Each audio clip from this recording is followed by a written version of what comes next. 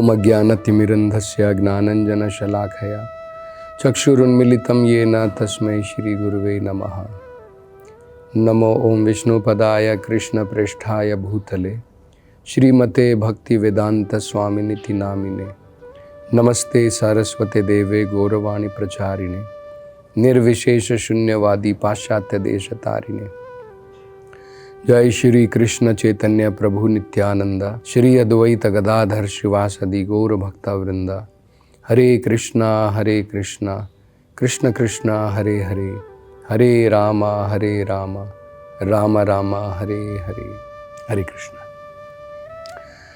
तो प्रहलाद महाराज बड़ी महत्वपूर्ण शिक्षाएं दे रहे। पहले तो उन्होंने बताया आत्मा किस प्रकार से शरीर से अलग है। अनेकों प्रकार के भौतिक पदार्थ हैं, 24 भौतिक पदार्थ बताए जाते हैं। 2 प्रकार के शरीर हैं, स्थूल शरीर है, सूक्ष्म शरीर है, लेकिन आत्मा इन सब से अलग है। और कैसे समझना चाहिए? वो कहते हैं अपनी बुद्धि का प्रयोग करके, अपने विवेक के द्वारा। मनुष्य जीवन में हमारी बुद्धि विकसित है, इसका प्रयोग जानवरों के साथ कंपटीशन में नहीं करना है। आहार जानवर भी खाता है, हम भी खाते हैं। हम सोचते हैं कि नहीं, उससे बढ़िया प्रकार से मैं खाऊंगा। निद्रा, वो सोता है, हम भी सोते हैं। हम सोचते हैं कि नहीं, मैं इंप्रूवमेंट करूंगा। ये मनुष्य जीवन का बुद्धि का सही प्रयोग नहीं है। ठीक है, उसका प्रयोग करके हम जानवरों से बेहतर जीवन जरूर बिता सकते हैं, लेकिन वो अंत नहीं है। मनुष्य जीवन में बुद्धि का प्रयोग, विवेक का प्रयोग ये समझने के लिए करना है कि आत्मा और शरीर में अंतर है। अब आगे प्रश्न हमारे मन में ये उठ सकता है कि भाई ये बुद्धि, आप कह रहे हैं बुद्धि है, विवेक है, अब इसको हम कैसे समझें? बुद्धि तो दिखाई नहीं देती है। हम कैसे समझें कि भाई बुद्धि है? तो अब प्रहलाद महाराज बुद्धि के लक्षण बताते हैं। कैसे पहचाने कि हमारी बुद्धि कार्य कर रही है,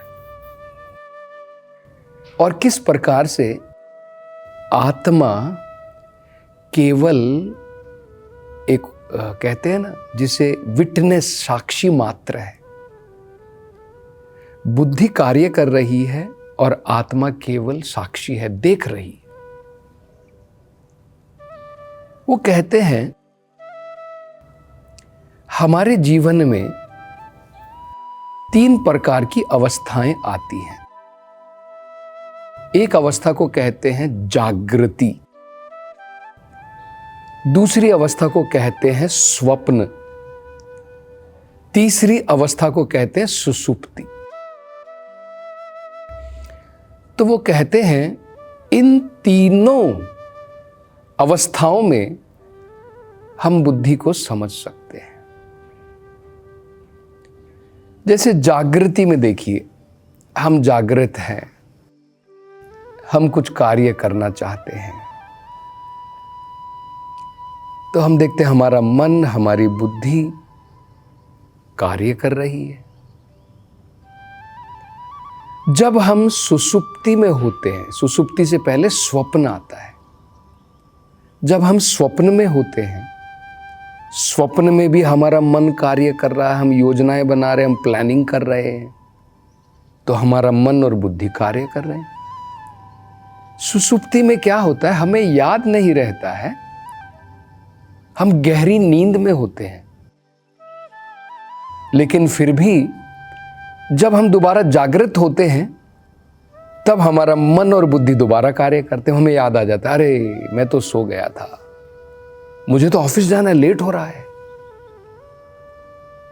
तो कहते हैं इन तीनों अवस्थाओं में मन बुद्धि कार्य करते रहते हैं। आत्मा जो है केवल साक्षी है। आत्मा केवल इन तीनों अवस्थाओं की साक्षी है। तो इसलिए वो कहते हैं आत्मा बुद्धि से भी परे है। और वो एक उदाहरण दे करके समझाते हैं। वो उदाहरण देते हैं कि हवा हमें दिखाई नहीं देती है, लेकिन हवा को हम महसूस कर सकते हैं। किस प्रकार से? मान लीजिए आप कहीं पर जा रहे हैं, वहां पर म्युनिसिपल कॉरपोरेशन का बड़ा गार्बेज का डस्टबिन है।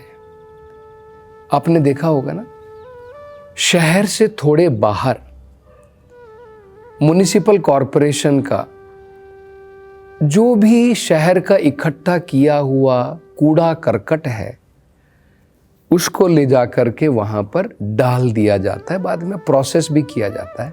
तो वहां पर जब आप जाते हैं, आपकी गाड़ी वहां से जाती है, आप नाक बंद कर लेते हैं।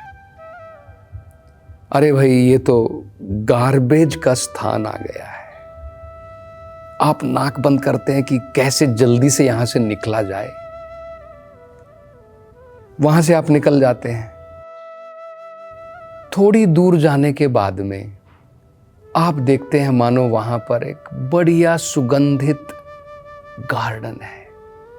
वहां पर कमल के फूल खिल रहे हैं, वहां पर गुलाब के फूल हैं, चमेली के फूल हैं, चंपा के फूल हैं।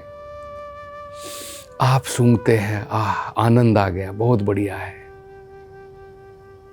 अब देखिए, हवा ना तो गंदी है ना ही सुगंधित है। हवा केवल गंदगी को और सुगंध को वो केवल लेकर के जाती है। हवा ना तो सुगंधित है ना गंदी है, लेकिन सुगंध को और गंदगी की जो गंध है, दोनों को लेकर के जाती है। तो ये उदाहरण देकर के समझाते हैं कि हवा महक से अलग है। गंदी महक भी हो सकती है, अच्छी महक भी हो सकती है।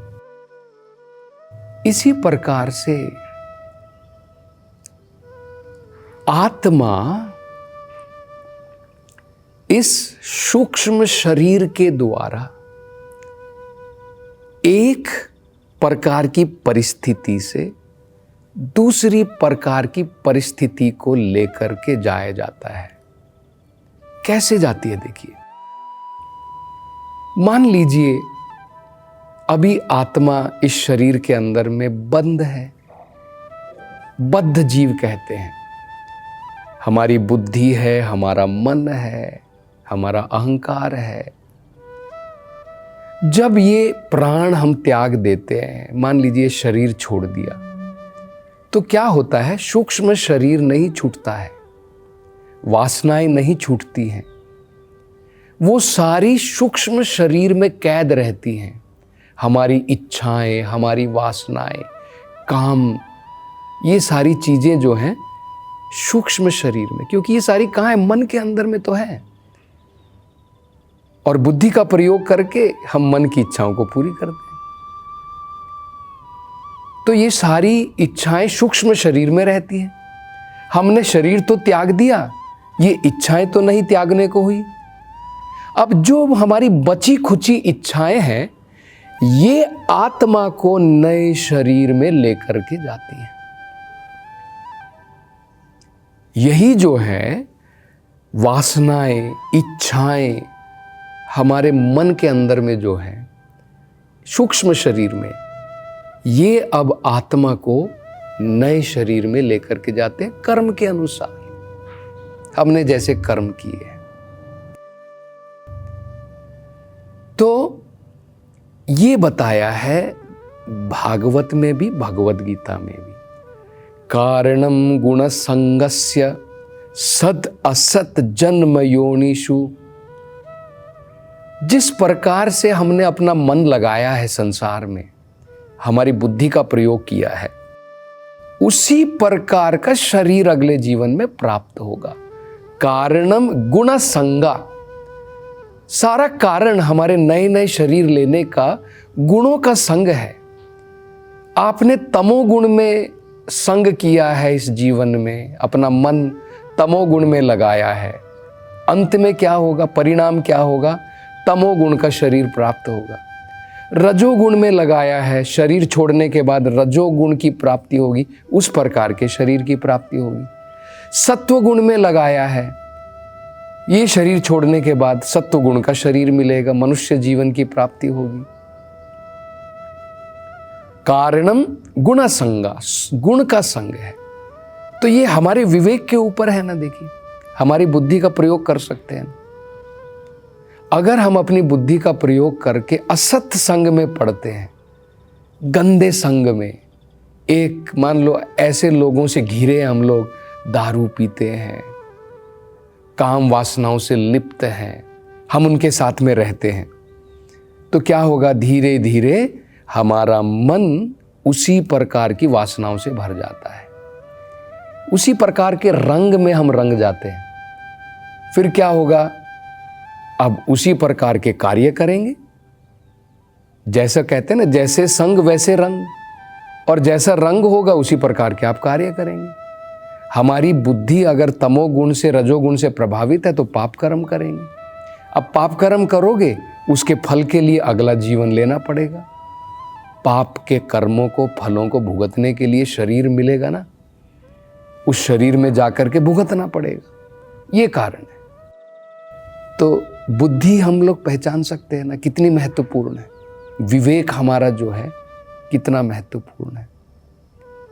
तो वही ये बता रहे हैं कि कैसे समझे कि विवेक है, हमारी बुद्धि है।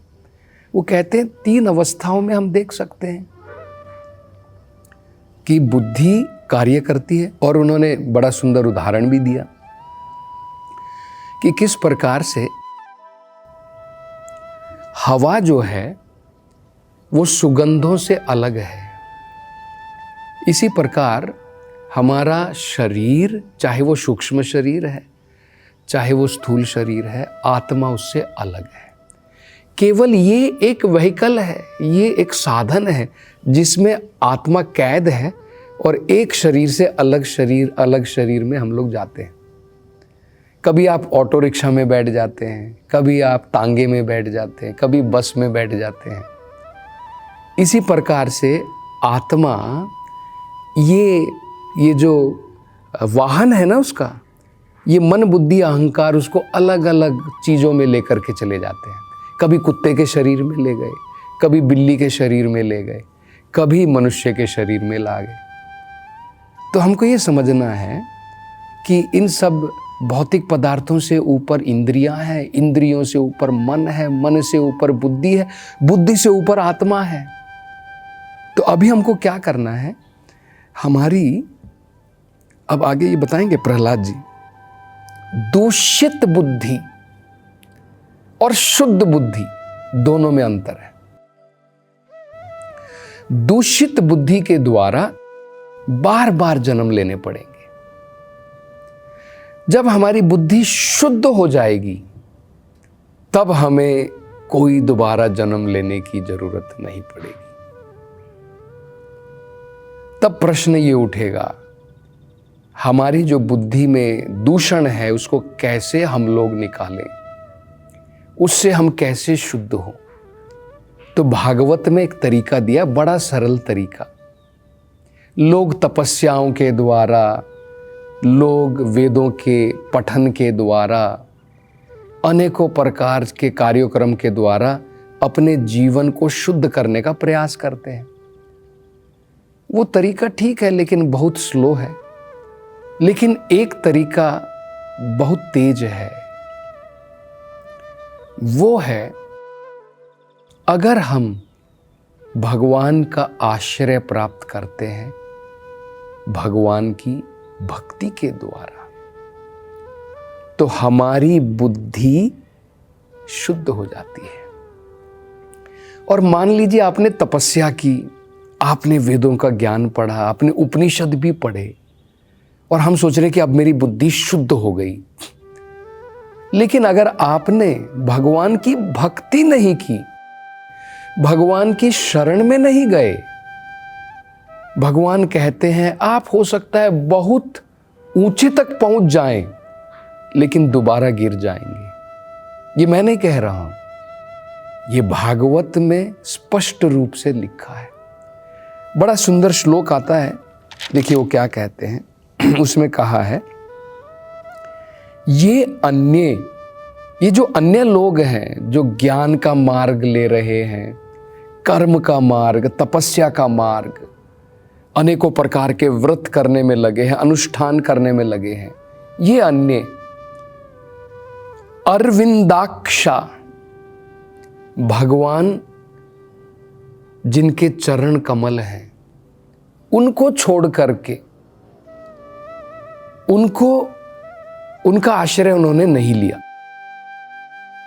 अनेकों प्रकार की तपस्याएं की उन्होंने, वेदों का ज्ञान लिया, सब कुछ किया, भगवान के चरण कमलों को नेग्लेक्ट किया, छोड़ दिया, उनकी भक्ति में नहीं लगे और बहुत ऊंचे स्थान तक पहुंच गए। जरूर पहुंच जाते हैं, कोई डाउट नहीं है। विमुक्त मानिना, और उन्होंने सोचा कि अब हम मुक्त हो गए हैं संसार से, विमुक्त मानिना। लेकिन देखिए क्या कहा है, त्वयि अविशुद्ध असता भावात अविशुद्ध बुद्धया, इनकी बुद्धि अभी तक शुद्ध नहीं हुई है। अविशुद्ध बुद्धया, अभी भी कल्मश है, इसके कारण भगवान की भक्ति में नहीं लगे, तो क्या होगा, दोबारा इनका पतन निश्चित है। लेकिन भक्ति के द्वारा हमारी बुद्धि शुद्ध हो जाती है। तो और इसके बारे में चर्चा अगली कथा में करेंगे। हरे कृष्ण।